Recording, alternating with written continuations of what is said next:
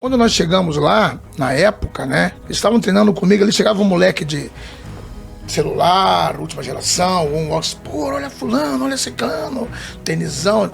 Isso chamava a curiosidade deles, né?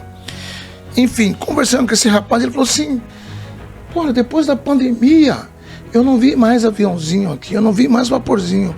Agora eu sei para onde eles estão vindo. Eles estão indo ali onde nós estamos. Então, quer dizer, a gente conseguiu mudar essa realidade lá dentro. E eu não tinha me ligado nisso, porque eu tô lá há tanto tempo e eu não consegui perceber isso. E ele que veio de fora, ele falou, pô, depois da pandemia, essa molecada sumiu, não vi mais vaporzinho, não vi mais aviãozinho, e eu fiquei me perguntando o que tinha acontecido, porque eu não conhecia aqui ainda. Hoje eu sei onde é que eles estão vindo. E é isso. Então, toda segunda, quarta e sexta, nós temos o boxe. Ferve. Sejam bem-vindos a mais um episódio do Mundo Real, uma conversa boa, eu tô animado, com muita energia que eu começo o nosso programa aqui, o nosso bate-papo.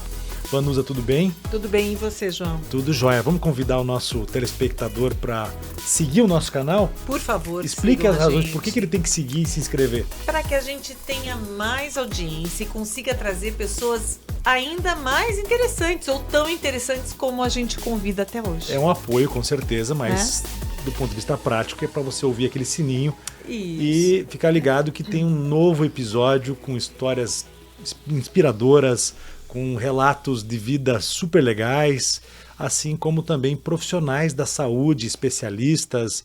Aqui a gente aprende muito para a gente ter o nosso bem-estar também. Nos tornamos pacientes, clientes, alunos dos nossos convidados, né? E olha que a gente não se arrepende, né? Eles são ótimos. Já que a gente contrata os serviços dos nossos convidados, você pode nos apoiar se inscrevendo, somente se inscrevendo no nosso canal. E lendo a nossa coluna também no Paraná Portal Viva Bem no Mundo Real. É só procurar lá, que a gente, todas as semanas, a gente faz uma leitura de uma das conversas que a gente teve aqui, ou que a gente aprende aqui em conteúdo para melhorar a sua vida. Ou até coisas de fora, né, João? Que de vez em quando a gente chama atenção e pensa, puxa, isso aqui é tão bacana que vamos colocar na coluna. O mundo da saúde, o mundo das pessoas. Durante a pandemia, isso ocorreu com muita frequência, as pessoas passaram, mas o que me faz bem? Exatamente. Como é que eu melhoro a minha cabeça? Como é que eu... vitamina D, né? A questão do sol, a questão do sono, a questão do exercício, né? E as pessoas pararam para pensar pela primeira vez na morte. Sim, foi muito presente na nossa vida, né? Perto da gente. E aí, quando você pensa na morte, você pensa também que a vida é muito curta e que a gente precisa aproveitar a vida bem ao máximo. E aí, o que a gente pensa? Né? Pensa em festa, em farra? Talvez um pouco também de farra, festa, mas mais em viver com saúde, com qualidade de vida, claro. Porque a festa e a farra faz parte também. Daquilo que a gente precisa para viver bem, né? E é o amor, a espiritualidade, o exercício, tudo essa mescla toda que a gente vem trazendo, né? As questões da ciência, da tecnologia, da medicina.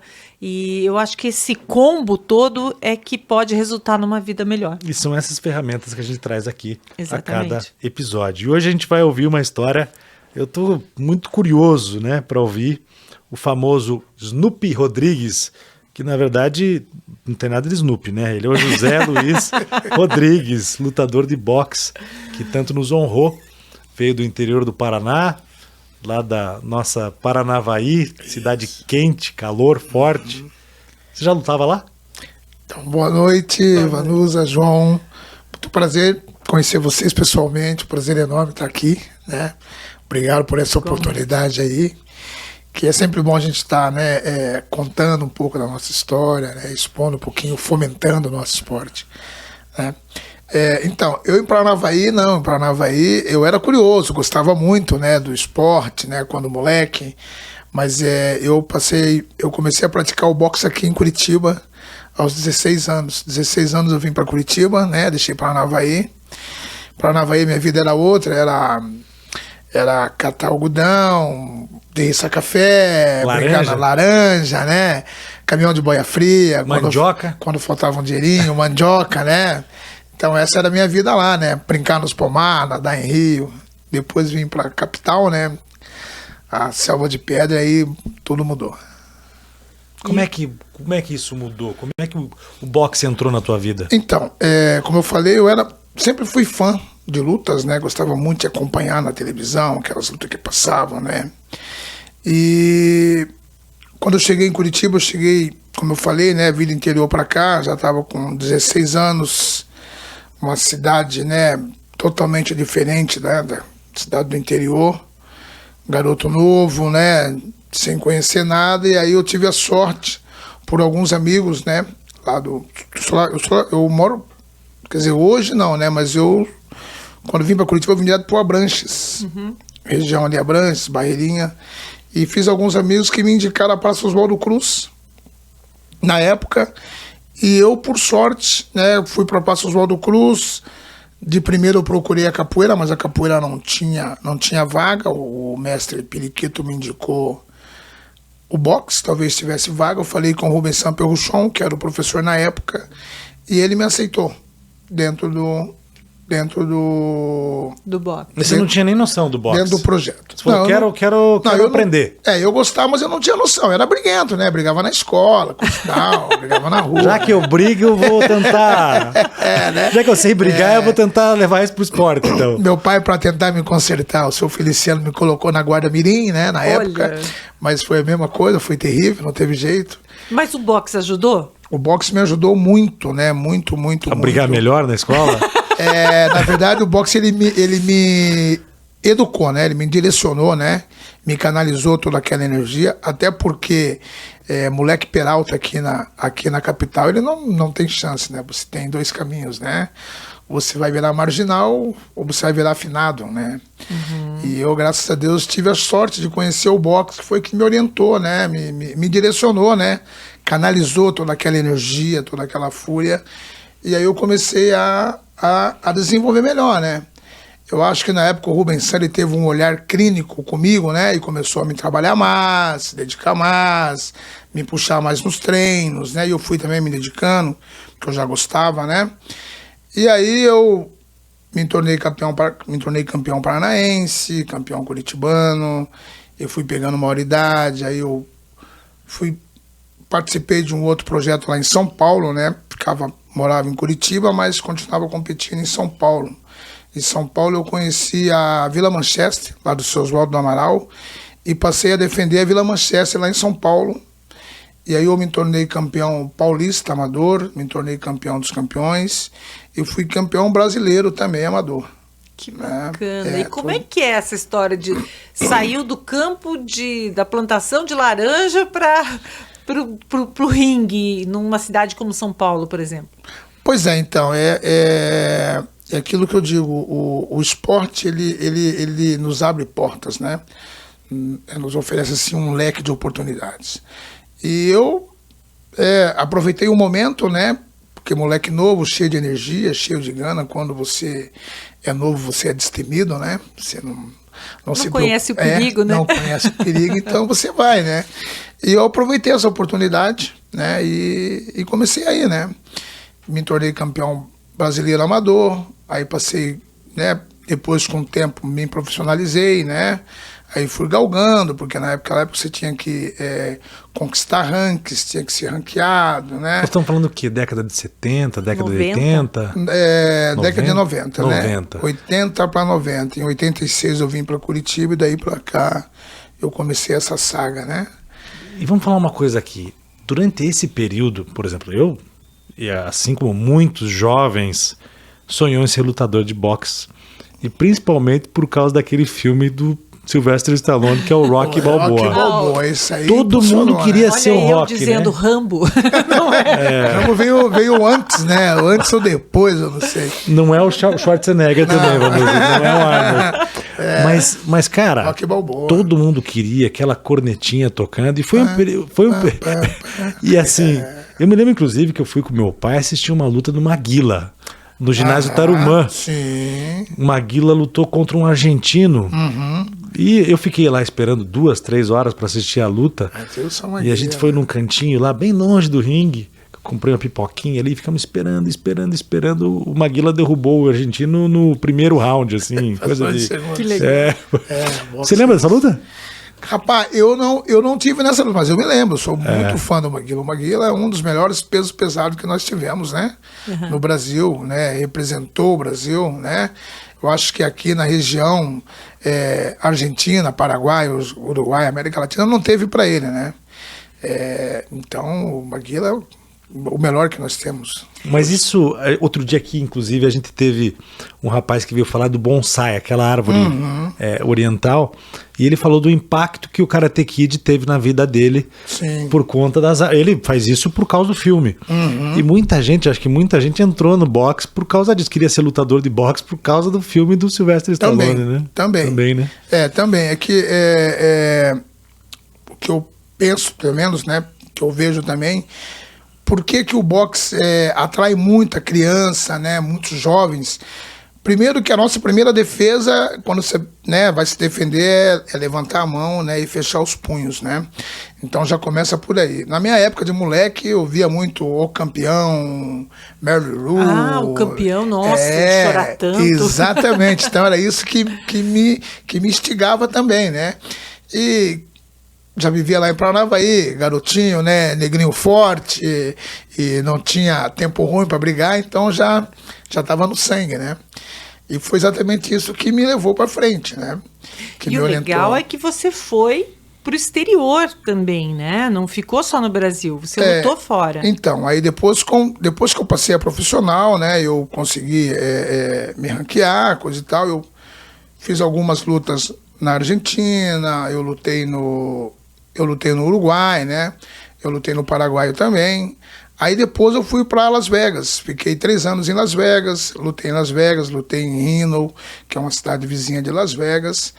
Tive a oportunidade de ver alguns ícones, alguns ídolos na época, né? Esparrei com o Floyd Mayweather. Eu costumo dizer para todo mundo, porque eu não tive a honra de ver o Muhammad Ali lutar, mas tive o prazer de lutar, me apresentar para ele em uma luta, né? Porque eu fiz um preliminar da Leila Ali, que é filha dele, né? E eu lutei 1 ou 2 lutas antes dela, e ele estava sentado assistindo a luta. Então eu tive o prazer de lutar para ele, né? E ele te pediu um autógrafo depois da... Não, porque não deu tempo. Não deu tempo, né? Não deu tempo. Você meio que falou, olha, não tenho tempo agora. Eu tô sem tempo Ele agora. queria tirar uma selfie. Ele queria tirar uma selfie com você e você vazou. Não, eu vazei. Não tinha tempo, nariz inchado, olho roxo, não ia ficar legal. Mas, cara, o boxe viveu um período de muito glamour, né? Sim. Uma referência como o esporte, a gente assistia na televisão. Você acha que hoje em dia as dificuldades são maiores, os desafios são maiores para o boxe também? Do ponto de vista, acho que até comercialmente, por conta... A gente tem uma discussão interessante que a gente quer trazer para cá, que é essa questão do futebol feminino, né? Essa briga, né? Pô, mas o futebol feminino, os veículos de comunicação não ajudam. Tudo é interesse comercial, né? Se tem audiência, se tem público, vão começar a passar. Tem mídia, né? lógico. Não é porque um esporte, a gente não pode levar esse debate, na minha visão pelo menos, né? Para esse lado, porque é uma questão... Daí a gente vai também levar para o lado da modalidade. Por que se ajuda a tal modalidade? Ou a TV que está ajudando? Não, é uma questão de retorno comercial para aquele veículo de comunicação e o interesse da audiência. Você acha que o MMA... Nessas lutas, começou com aquele UFC, as lutas, como é que chama isso? Luta livre? Vale tudo, vale né? tudo. Hoje é MMA, né? Você Vale acha tudo. que isso, com a entrada disso no mercado, vamos dizer, esportivo, acabou neutralizando um pouco o boxe? Olha, eu acho que há uns 10 anos atrás, sim, né? Começou esse 10 anos, daí um pouquinho mais, um pouquinho menos. Começou esse boom todo, né, do MMA, do Vale Tudo, né? E aí, com essa chegada também da internet, né? Pulverizou mais ainda, né? Então, deu meio que uma apagada, né, no boxe, porque ficou aquele auge, né? Vanderlei, Chris Cyborg. Começou com os Gracie, Anderson Silva, né? Sim, começou com Hélio Gracie. Jiu-jitsu, essa rapaziada, né? Que sim. Desafiava todo mundo. Brasileiros, né? Em nível mundial, internacional. Nível mundial, entendeu? Mas aí depois começou a vir esses ídolos, né? que eu digo hoje, que começou a apavorar todo mundo, o Brasil estava apavorando todo mundo, com Vanderlei, com Anderson Silva, com Chris Cyborg, Minotauro, essa galera toda, e deu, digamos assim, não lá fora, né, porque lá fora o boxe ele é muito forte, né? Muito forte, mas pelo menos no Brasil. Mas depois, com o tempo, eles começaram a ter um outro olhar, porque, na minha visão, depois que quando era o Vale Tudo era uma coisa, depois que entrou o Vale Tudo, o UFC, né, que ficou MMA, né, Mixed Martial Arts, que começou a ter algumas regras, né, porque antes podia ter pisão, e bater pênalti, né. Violento mesmo. Depois começou a mudar algumas regras. E aí eles começaram a ver que o boxe ajudava bastante, né. Antes de tudo isso, a gente já trabalhava o boxe aqui, né? Eu sempre trabalhei o boxe dessa rapaziada aí, né? Anderson, Cris, Shogun. Você trabalhou com eles, assim, você já era mais velho, já tinha... eu sou um pouco mais velho, não muito, né? Mas eu sou um pouco mais... Também, eu te entendo. Não muito, eu te entendo. Mas eu sou um pouco mais velho que Anderson, que Shogun, eu acredito que até um pouco mais velho que o Vanderlei, né? Ou a mesma idade, mais ou menos por aí, mas a gente estava todo mundo no auge nessa época, né? Sim. E eles me buscavam para treinar o boxe deles, a mão deles, né? Porque no conjunto, vale tudo. Exatamente. Precisa do luta de chão, que é o jiu-jitsu, precisa do Muay Thai, que é o chute, e precisa do boxe, que é a mão, né? E eles começaram a ver que quem lutava o boxe, quem treinava o boxe também, era mais eficiente nas lutas. E aí começou a ter uma outra visão pro boxe. Aí começaram a trazer mais o boxe para dentro do MMA, né? E o boxe é uma luta mais bonita que o Vale Tudo, na minha visão, e principalmente que o jiu-jitsu é difícil, com todo respeito aos lutadores de jiu-jitsu, a gente já teve aqui o Rogério, né? Que Rogério é lutador.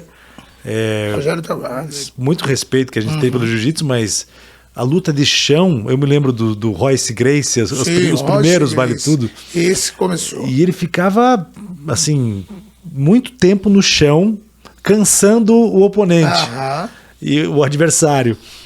Mas não é uma coisa interessante para o telespectador acompanhar, né? Porque ela é mais morna, né? Mais no chão. Você fica ali estrategicamente parado, você não sabe quem tá ganhando, quem tá perdendo. Exatamente. E o boxe é uma luta mais bonita, né? Mais dinâmico, né? Dinâmico, com certeza. É mais dinâmico, exatamente. Né? E, digamos assim, mais clássico também, né? Isso que eu ia dizer para vocês. Eu não gosto muito de luta. Eu fico um pouco angustiada, eu já sinto a dor que a pessoa vai sentir do outro lado. Mas essas lutas mais modernas aí, que vale tudo e não sei o quê, eu não consigo assistir. Eu lembro que os meus meninos queriam assistir quando eram pequenos, eu não deixava. Aí às vezes meu marido dizia, não, eu vou assistir com eles e tal. Porque eu achava muito agressiva. E eu, particularmente, não consigo assistir. Que eu acho que, meu Deus, vai matar o cidadão. E o boxe, a gente fica olhando, né? O boxe não é só dar porrada, não é só brigar. Você que veio da briga de rua, da briga na escola, a estratégia é muito importante, né? Então, João, eu treino alguns lutadores me procuram para treinar, para aperfeiçoar a mão, né, o boxe, né, e a primeira coisa que eu falo, você não vai brigar aqui, bicho. Trocar soco é a última coisa que você vai fazer, porque tem todo um fundamento, né, tem que trabalhar a postura, nomenclatura, coordenações, combinações, né, combinações de golpe, coordenar a perna e mão. E na maioria das vezes, as outras modalidades, como o Vale Tudo, o Muay Thai, é agressividade, né? Vai pra dentro e porrada, né? O boxe, ele é agressivo, mas ele é agressivo técnico, né? Você tem toda uma técnica. Então eu costumo dizer pra galera, o que diferencia uma luta profissional de uma luta amadora? O boxe, que é minha área. O boxe, você, amador, é ataque, técnica e defesa. Profissional, ataque, técnica, defesa e eficiência, né? Então, teus golpes têm que ser eficientes. Então, você não pode mandar uma mão a esmo. Você tem que botar na hora certa, no lugar certo, com a potência certa, né? Então, é isso que diferencia também, né? Se o teu oponente tocar no chão qualquer parte do corpo que não seja a sola dos pés, você não pode bater, né? Já as outras modalidades, não. Se você caiu... Cai em cima. Cai em cima e porra. Vamos falar um pouquinho da estratégia do boxe. Quando você vai para uma luta, quando você ia para uma luta ainda praticava, certo. Você estudava o adversário antes e já definia a tua estratégia, os teus golpes que você aproveitaria, ou é uma coisa mais espontânea, assim, na hora ali você vê que o cara abriu um espaço e daí você vai para cima?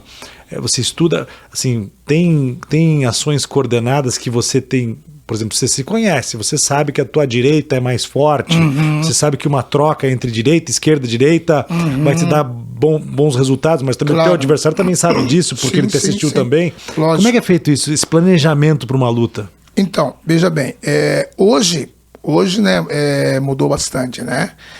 Hoje em dia eles vão para redes sociais, já, né, o YouTube, né, já puxa a luta do adversário, já estuda, pá. Não tinha com essa facilidade, essa facilidade, né? Hoje, quando eu fecho luta para os meus atletas, eles já pedem o nome do atleta e já pedem o Instagram também, né?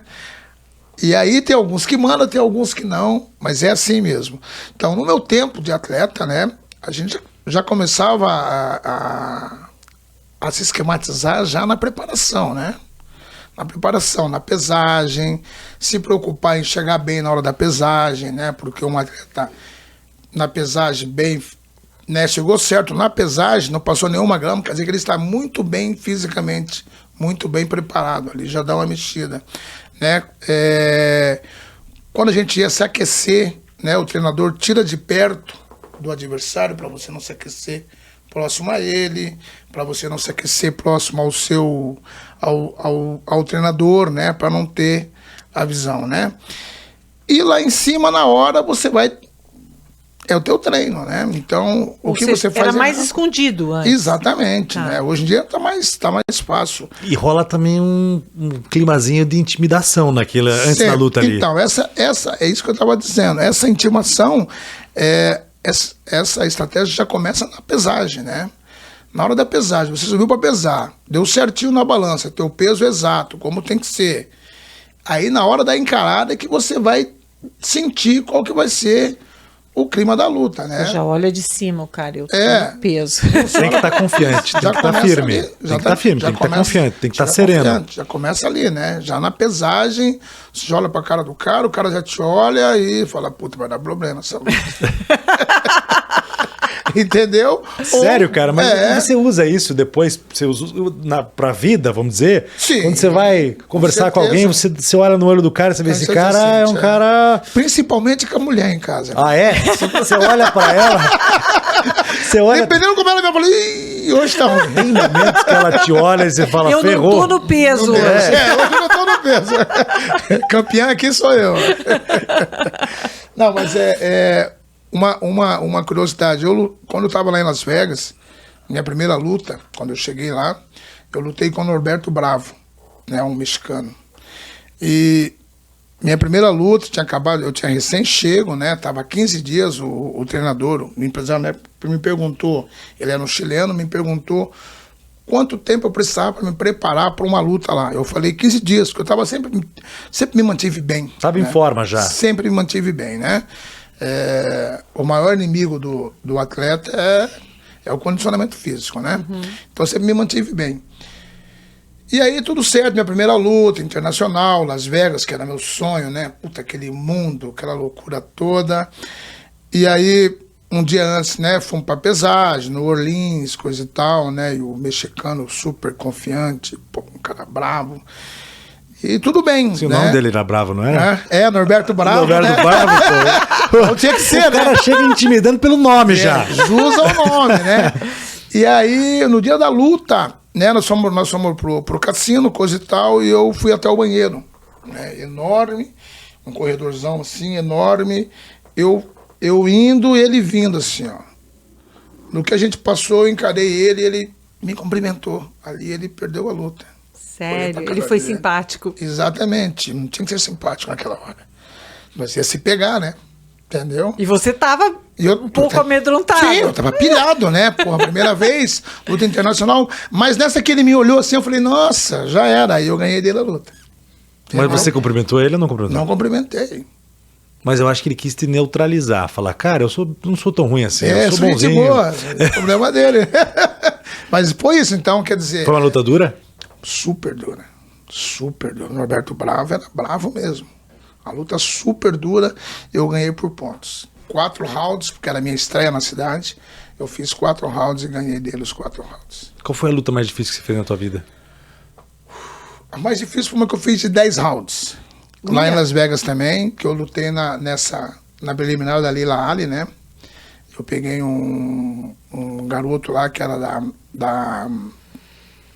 da promotoria deles, né? E eu lutei 10 rounds com ele. Essa foi a luta mais... Cansativa, assim. Mais cansativa. Apanhou muito, não? Apanhei bastante, bati bastante também, né? É? Não tem Mas como. o esforço físico é muito grande, né? Eu fico comparando com a corrida que eu faço, por exemplo, assim, comparo tudo com a corrida. Chega uma hora que você está exausto. E que você começa a pensar, vou parar, não vou parar. Outro dia eu ouvi de um treinador de ciclismo que o treino só começa a partir da primeira vez que você pensa em desistir. Tem lutas que vocês ficam, cara, não vou aguentar, vou desistir, vou me entregar. Tem? Tem. No meio da luta? No meio da luta. Aí entra o corner, né? Que fala, agora é a hora do guerreiro. Não, agora que vai começar. E aí você tem que... Por isso que eu falo, a luta, ela te dá muita inteligência emocional, né? Você aprende a pensar nesse Porque você momento. tá numa Antes corrida... de agir, né? Numa corrida você fica exausto.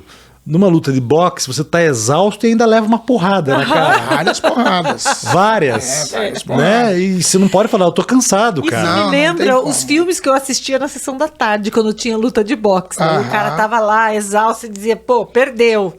Aí tinha aquele momento de descanso lá, não sei como é que chama, né? um round, é?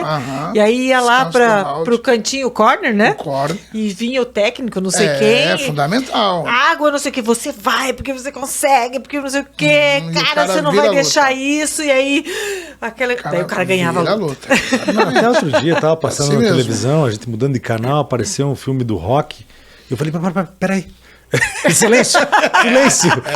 Minha mulher, você quer... tava no final. Eu falei, já tá no finalzinho que já vai acabar. já tá acabando. Você quer saber o que vai acontecer, né? No Já filme, viu certo? 1000 vezes. Falei, claro que eu sei o que vai acontecer, mas é legal do mesmo jeito. Legal, é gostoso, né? É bacana.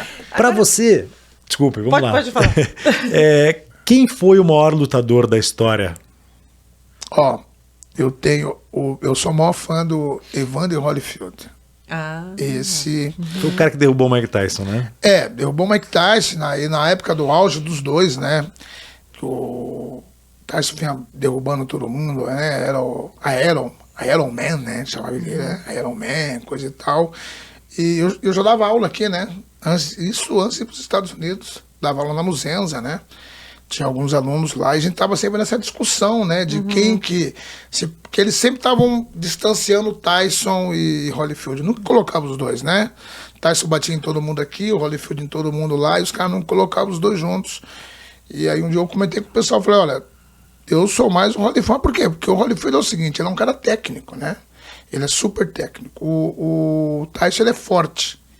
E menos controle emocional, né? Exatamente. Então, deu uma mordida na orelha dele. Né? A técnica sempre vai vencer a força, né? Vai vencer o cara grosso. Então, era isso que eu via no Evander Holyfield. Eu sempre sabia que se ele pegasse o Tyson, ele ia vencer o Tyson. Ele era mais frio? Dá pra dizer isso? Que ele tinha mais frieza? Ou mais técnica mesmo? Eu acho que era mais técnica, né? Era mais técnica e o treinador do Evander Holyfield, ele fez uma observação muito séria na época do Tyson, que o Tyson ele não andava para trás, só para frente. E ele não passava dos 3 rounds quando ele lutava. No máximo era 3 rounds. E na metade que ele derrubava, né? E o treinador do Evander Holyfield pegou essa deixa, e se vocês lembrarem bem, o Holyfield ganhou dele 2 vezes, né? 2 vezes? 2 vezes. A segunda que foi a mordida na orelha, né? A segunda foi mordida na orelha. Bom, ele não vai lutar com o cara que mordeu a orelha pela segunda vez, tinha que ser na segunda. Não na primeira. Na primeira não ia lutar mais. Esse cara mordeu minha orelha. Esse cara não vai. Arrancou um pedaço da orelha. Arrancou. Que loucura, É cara. horrível. Eu lembro bem disso. Então, é por causa Eu tava assistindo com meu pai em casa. né? A luta de madrugada. Pra mim era de madrugada, eu era criança, né? Acho que era 11 horas, meia-noite. Por aí. Mas a frieza, com certeza, ajuda a administrar a técnica. Porque você pode até ter técnica. Se você perde você perde a cabeça, você Não, acaba... perdeu, né? É igual luta vai ficar brava, mas é igual briga de mulher, né? Diz que é a briga mais feia que tem. Puxa cabelo, morde, beliscão. Vai ver no ringue as meninas. Hoje em dia mudou bastante. Vai ver as meninas lá. Eu tenho algumas meninas lá que incomodam. Então, aí você parou de lutar profissionalmente, começou a dar aula e chegou ao terceiro setor. Hoje você faz parte de um instituto que ensina crianças em situação de risco, é isso? Então, o que acontece? Em 2003 eu voltei para o Brasil, né? E aquilo que eu falei, quando eu cheguei aqui no início, né? Eu tive a sorte de conhecer a Praça Oswaldo Cruz, né? Em 87, 88, e aí aconteceu tudo isso, eu voltei para o Brasil, né?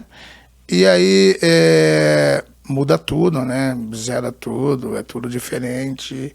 Mas eu vi alguns amigos meus da época, né? Se perdendo em Tubão, se perdendo, né? Nessa drogatização que tem hoje em dia, né? Que também não deixa de ser uma pandemia isso aí. E eu pensei, pô, eu sou um cara que vive do interior, né? Pouco estudo,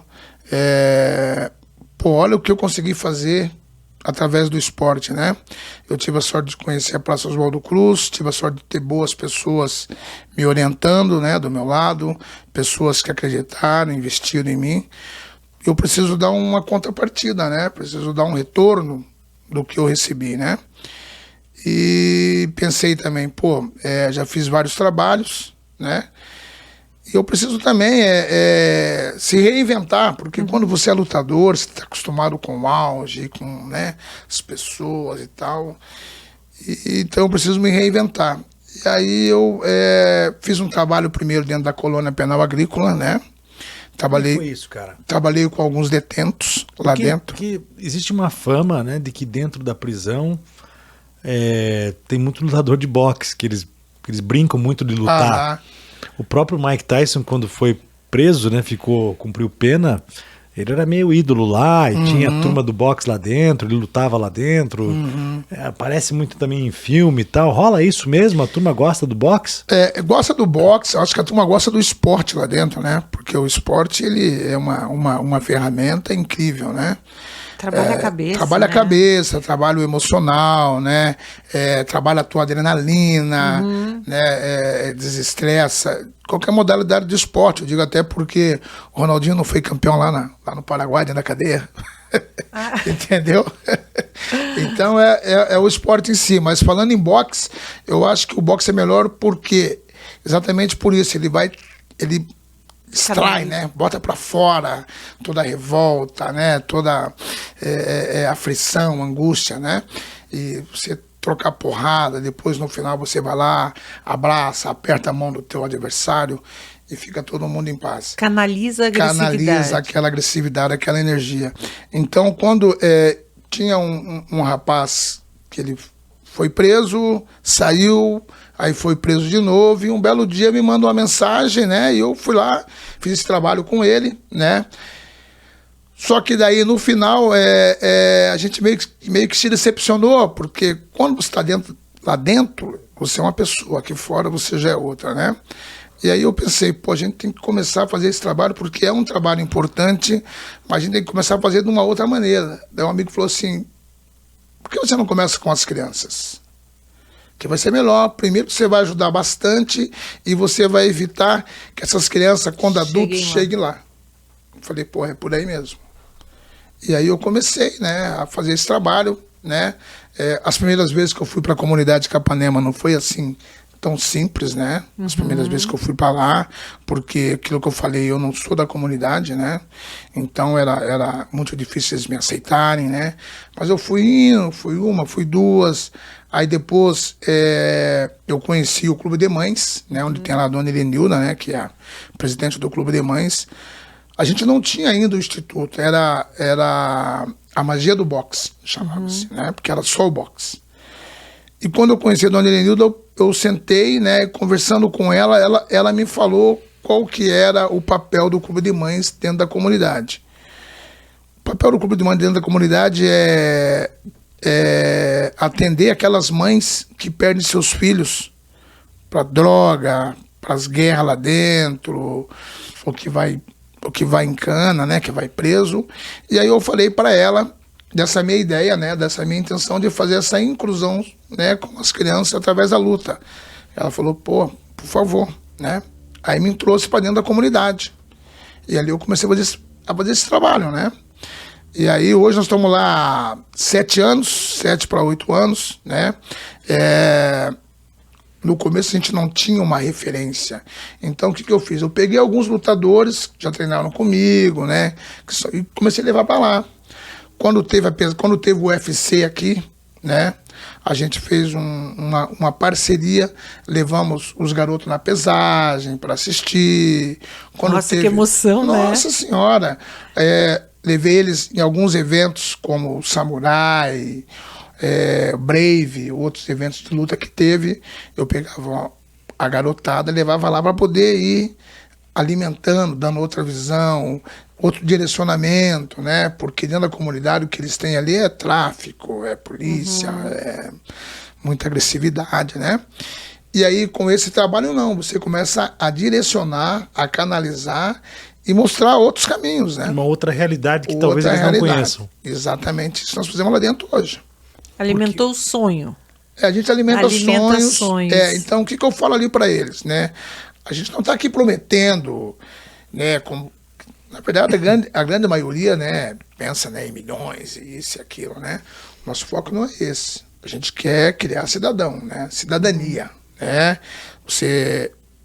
Direcionar você. Você vai estudar, você pode ser um advogado, você pode ser um policial, você pode ser um professor de educação física, você pode ser boxe. O que você quiser, entendeu?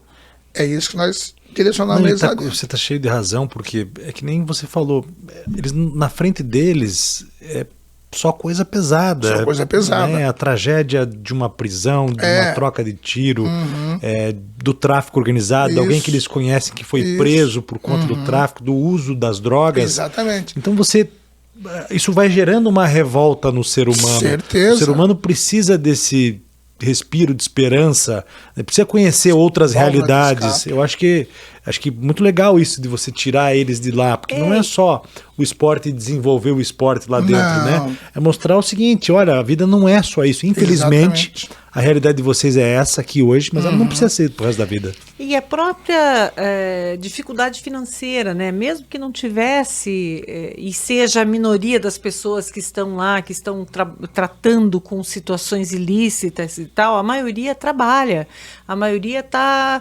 lutando, mas nem sempre consegue oferecer tudo para um filho, né? Então, e aí isso acaba matando os sonhos. Então, exatamente isso que eu ia falar. Ali dentro não tem só isto, né? A gente tem ali dentro pessoas que fazem outros trabalhos, são empreendedores, né? Sim. Isso, claro que tem o pessoal que faz a reciclagem, que é um trabalho super importante também. Conheço bem o trabalho Socialmente importante. Socialmente importante. Ambientalmente. A grande maioria desse pessoal que faz a reciclagem são os pais dessas crianças, né? Que enquanto eles estão fazendo a reciclagem, eles estão por ali. E aí o que eles vão ver é exatamente isso, né? Esse trabalho que eles têm, né? Com a drogatização, né? Com tráfico, com violência. Ficam mais expostos, né? Infelizmente é isso que mais se destaca, né? Mas lá tem o pessoal que faz um outro trabalho totalmente diferente, que não tem tanto valor, né? Talvez até porque não é assim imediato que você vê acontecer, né? Com o tempo. E infelizmente a coisa errada é rapidinho. Aparece mais, né? E talvez seria isso que instigava eles, né? Chamava a atenção. Hoje a gente conseguiu mudar essa realidade, né? A gente teve lá há pouco tempo a visita do CRAS, né? E o rapaz do CRAS, o diretor, ele fez uma fala que me deixou muito pá. Eu não tinha me ligado nisso. Porque quando nós chegamos lá, na época, né, há 7 anos atrás, tinha muito aviãozinho, esses vaporzinhos, né, molecadinha pra lá, pra cá, e era muito isso que eu via lá, né. Eles estavam treinando comigo, ali chegava um moleque de celular, última geração, pô, olha fulano, olha ciclano, tenisão, isso chamava a curiosidade deles, né. Enfim, conversando com esse rapaz, ele falou assim, pô, depois da pandemia, eu não vi mais aviãozinho aqui, eu não vi mais vaporzinho. Agora eu sei para onde eles estão vindo. Eles estão indo ali onde nós estamos. Então, quer dizer, a gente conseguiu mudar essa realidade lá dentro. E eu não tinha me ligado nisso, porque eu tô lá há tanto tempo e eu não consegui perceber isso. E ele que veio de fora e falou, pô, depois da pandemia, essa molecada sumiu, não vi mais vaporzinho, não vi mais aviãozinho, eu fiquei me perguntando o que tinha acontecido, porque eu não conhecia aqui ainda. Hoje eu sei onde é que eles estão vindo. E é isso. Então, toda segunda, quarta e sexta nós temos o box. Ferve de moleque. Tem muitos alunos? É grande a estrutura? Porque o Clube de Mães é uma casa pequena, né? Então, na verdade, a gente deu uma reformada, a gente, né, reformamos, ampliamos, mas ficou pequeno de novo. Ficou pequeno de novo. Né? Sério? Tem uma criançada bastante? Muita criança, graças a Deus. Quantas horas vocês ficam lá na segunda, quarta e sexta? Então, assim, isso que eu ia falar, quando eu comecei, né, hoje não sou mais sozinho, graças a Deus. Quando eu comecei como magia do boxe, né? Porque era só o boxe. Aí foi desenvolvendo, foi crescendo. Depois veio o professor Márcio Cruz, com o jiu-jitsu, né? Aí o jiu-jitsu foi desenvolvendo. Hoje nós temos o Rodrigo Urso, que é o padrinho do projeto, né? O Rodrigo Urso foi um lutador de MMA também, um baiano, né? Desculpa. E a gente começou com o Muay Thai também. Então hoje nós temos o boxe, temos o Muay Thai, e o jiu-jitsu. Né? Hoje nós trabalhamos com as crianças, né? Criança de 9 a 17 anos, né? E fazemos um trabalho com a própria comunidade também. Então, as crianças não pagam nada para treinar, né? O pessoal da comunidade que treinam com nós hoje treina os avós deles, treina os pais deles também vão para lá, porque todo mundo precisa ter essa fazer um esporte. Exatamente. E é o que você e essa levou interação lá dentro. também, social também, né? Eu levei lá dentro. Então, hoje em dia nós temos esse trabalho. Bate-papo, a resenha. Exatamente. Às vezes você não está muito afim de treinar, mas vai lá bater um papo, dar uma risada que você sai. Leve. Então, basicamente, hoje a minha academia também é ali, né? Porque o que me ajuda a manter o projeto são meus alunos que vão lá e me pagam, né? Tem alunos personal, tem aluno que paga horário normal, tem alunos que já são lutadores. Então, e também tem e também tem os admiradores, né? Tem os voluntários que trabalham comigo lá e que faz toda a diferença. Nossa, da tua história, cara, que legal. Isso. Muito isso lindo. É o trabalho que nós fazemos. Hoje nós temos lá, hoje nós temos novos ídolos. Quando eu cheguei, a gente não tinha ídolo, né? Porque ninguém me conhecia, ninguém sabia quem era eu, né? Eram poucas as pessoas, né? Hoje nós temos, os próprios ídolos são eles mesmos. Hoje nós temos lá, eu sempre falo nele, o Vini, né? O William Vinícius, que é da comunidade. Hoje eu chamo ele de Vini lá de Dinamita, né? ele lutou com o filho do Vanderlei Silva, pô. Entendeu? Fez um lutão com o filho do Vanderlei Silva. Pra mim não perdeu, mas eles, né? Tudo bem, né? Tava na casa do cara. Né? Mas assim, fez um lutão, foi muito bom. O Vanderlei já teve lá. O André Dida já teve lá. Blindado já teve lá. Vários lutadores já teve lá. O Murilo Ninja já teve lá, que é nosso parceiro também, né? E a gente vai tocando, né? Inclusive eu quero aproveitar já, né? E dia 19 nós vamos ter uma feijoada beneficente. 19 de agosto? Agora, dia 9 agora. Quero aproveitar, convidar vocês, convidar os ouvintes. Vamos ter uma feijoada beneficente lá para a gente poder arrecadar fundos para comprar o agasalho das crianças, para poder uniformizá-los. Que bacana. A gente está sempre fazendo um trabalho ou outro social para atrair mais e para também estar desenvolvendo, né, cada vez mais o nosso projeto. Aí tem o treinamento, que eles têm quase todos os dias, segunda, quarta e sexta, pelo menos, fim de semana, alguma coisa, não? Aos sábados também. Aos sábados também? Sextas e sábado também. E daí tem as competições também? Temos competições. A gente tem o Vinícius, Larissa, Ochoa, temos o Farofino, né? Temos a Ana Sara. Esses já são os linhas de frente que nós temos lá. Você faz uma seleção interna e esses lutadores que representam o projeto, das competições. Nas competições. Municipal, estadual. Municipal, estadual, interestadual. Né? O Vini já lutou, já foi campeão em São Paulo, Camboriú. O Showa, ele chegou lá aos 16 anos, hoje está com 18 anos. Eu tenho um depoimento da mãe dele, super feliz, porque quando o Showa chegou lá, ele estava com 140, 150 quilos, desse tamanho, 1,90 m. Então ele se sentia deslocado, assim, né? Então ela colocava ele na academia, ele não ficava, na escola não se sentia bem. Mas quando ele chegou lá, ele se achou. Hoje ele está com 110 quilos, tá? Já está com 3 lutas. Foi para São Paulo, lutamos em São Paulo. Ele lutou um evento lá do Maguila, uma homenagem ao Maguila.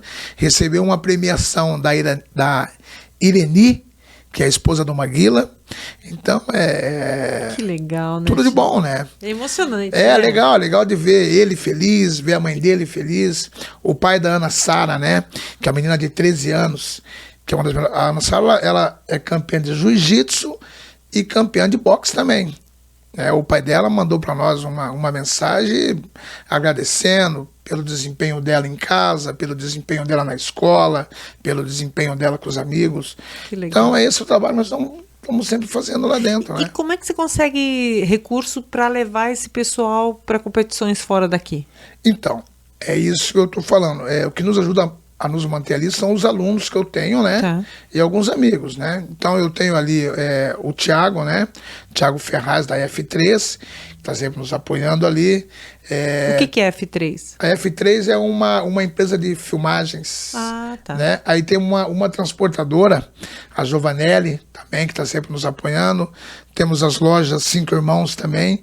São esses amigos voluntários, né, que acreditam em nós. Eu estou sempre agradecendo porque eles foram os primeiros a acreditar. Tem que ter espaço para esses caras, né? Tem que ainda mais para projetos sociais mesmo, Nossa, claro. Porque faz toda a diferença. Só que hoje tem aquela lei de incentivo que ajuda projetos sociais assim. Nós temos a lei de incentivo ao esporte da Tem a prefeitura. municipal e tem a nacional, a federal também. Tem a municipal e a estadual. E tem a federal também. Nós pleiteamos para esse ano a municipal. Tivemos ano passado a municipal. E para esse ano a gente teve um pequeno... Teve um erro lá do pessoal nosso que escreve, né? Que é um projeto difícil, burocrático. Muito difícil. Mas nós conseguimos pegar agora o segundo semestre. Né? Não foi tudo aquilo, porque é como diz, né? Um incentivo, né? Mas é um incentivo que faz toda a diferença também, né? Claro. Nos ajuda bastante, né? Com esse incentivo a gente conseguiu fazer esses destaques, dar umas viajadas, né? Levar a molecada para fazer um intercâmbio, que também é importante, mas para que a gente possa desenvolver mais, melhorar nosso trabalho. Né? Vamos falar a verdade aqui, porque geralmente essa lei de incentivo teve uma discussão muito polêmica a respeito da lei Rouanet, Sim. política inclusive, mas a lei de incentivo ao esporte também a gente pode fazer um debate, uma discussão, porque ela foi criada para conseguir, para que as empresas tivessem uma redução nos impostos, no imposto de renda, que quando destinasse para um projeto social esportivo.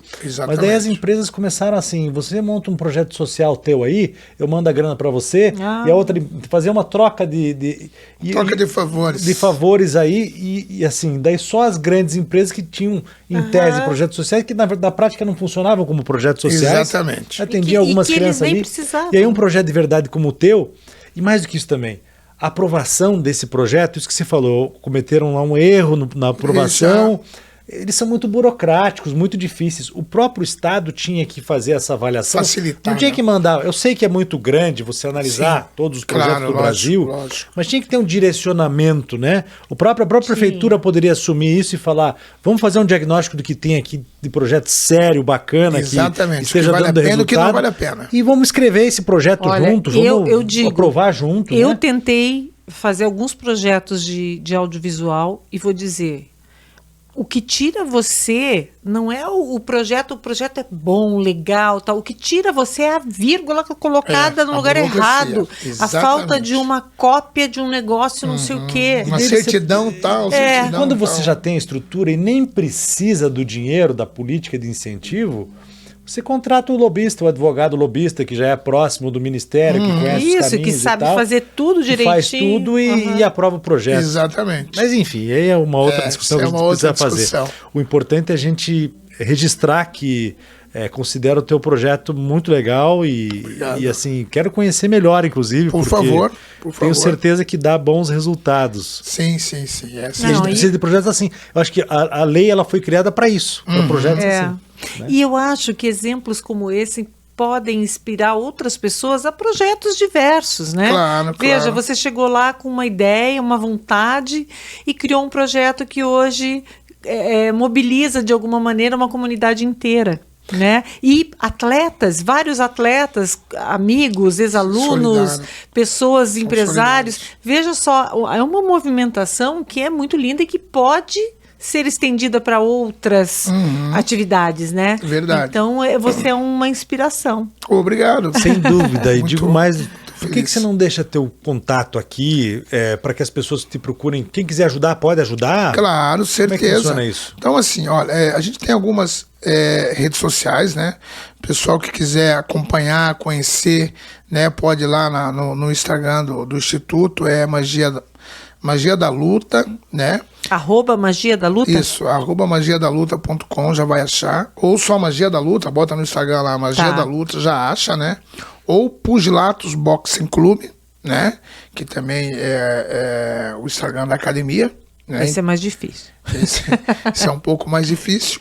Também pode ir lá nos visitar pessoalmente, né? Pode ir lá na Rua Comendador Franco, 1034. Nós estamos lá todos os dias. Quem quiser fazer uma aula de boxe experimental, sem compromisso, né? Segunda, quarta e sexta, 8 horas da manhã, 11 horas da manhã, às 16 horas e às 19 horas. Quem quiser ir lá para conhecer a criançada, ver os garotos, as meninas, né? Treinando, segunda, quarta e sexta, às 18 horas, estão lá fazendo boxe. Terça e quinta-feira, às 15 para as 6, né? Ou seja, 17h45, né? Temos o jiu-jitsu e às 19 horas o Muay Thai. E professores que queiram, outros lutadores que queiram procurar você para dar outra modalidade de luta, alguma coisa assim, podem procurar você também? Pode procurar também, a gente estamos abertos, né? Eu costumo dizer para a rapaziada lá que a gente ali estamos sempre fazendo um intercâmbio, que é muito importante, né? Tanto como atleta, como professor, a gente está sempre aprendendo alguma coisa e sempre ensinando alguma coisa, né? Então eu tenho alguns atletas que me procuram lá, eu digo para eles, olha, a ideia aqui não é tirar nada, é colocar mais coisas, né? Foi isso que eu aprendi durante a minha trajetória como atleta. Eu tive alguns treinadores, né? Vários treinadores eu tive, preparadores físicos, né? Tanto aqui no Brasil quanto lá fora, e cada um deles me trouxe algo a agregar, né? Então essa é a minha ideia também e é o mesmo que eu passo lá para dentro para eles, né? Até porque quem não sabe fazer não sabe ensinar, né? Muito legal, Snoopy. Bacana te receber aqui, uma honra, né? Você que é um atleta que nos honrou durante muitos anos aí com muito legal. Prêmios importantes, vitórias importantes, conquistas importantes. Morou de Paranavaí para Las Vegas. Las Vegas, né? O mundo, vamos dizer. Exatamente. E de volta aqui para retribuir, para fazer um projeto social que com certeza vai fomentar e incentivar muitos outros atletas a serem novos Snoops em outro momento também. Isso, da vida do esporte mundial, né? A gente não sai hoje mais feliz? Com certeza. A tua dedicação, a forma como você entrega a tua vida para o esporte é fantástica. E também o olhar, né? Porque às vezes você pode se dedicar para o esporte, você pode incentivar, mas você não vai na raiz do problema, né? Você foi... E assim, a tua trajetória, isso que você trouxe aqui, eu fui para a colônia penal. Eu vi lá que muita gente estava com problema lá, né? Mas não tinha mais como corrigir. Não tinha mais. Até tinha. Tem, né? Quando quer, né? Quando quer, né? É um sistema complexo, não é? Não dependeria só disso. Mas esse olhar, essa visão de falar, pô, eu vou fazer um trabalho para que a turma não chegue aqui, né? Evitar que chegue. Eu vou fazer a minha parte, né? Exatamente. Sempre vai ter gente que vai chegar lá. Não tem mas como. Quem passar por você não vai chegar. Muito Com legal. certeza não. Você é Ali, aquele zagueirão. estão com nós, não. Aquele zagueirão que fala assim, por mim. Aqui ninguém passa. Aqui ninguém passa. Igual quando você lutava. Aqui ninguém passa. Muito legal, Exatamente muito legal. isso. Valeu, cara. Muito bom. Muito obrigada mesmo. E olha, um sucesso enorme para esse projeto que é muito lindo. Obrigado, eu quero agradecer em nome do Instituto Magia da Luta, né, em nome de todos os nossos diretores, né, e dizer que para nós é muito importante, né, esses momentos, essas oportunidades que nos dão de estar comentando e falando do nosso trabalho, que faz toda a diferença. Obrigado. Valeu, cara. Muito obrigada. Obrigado.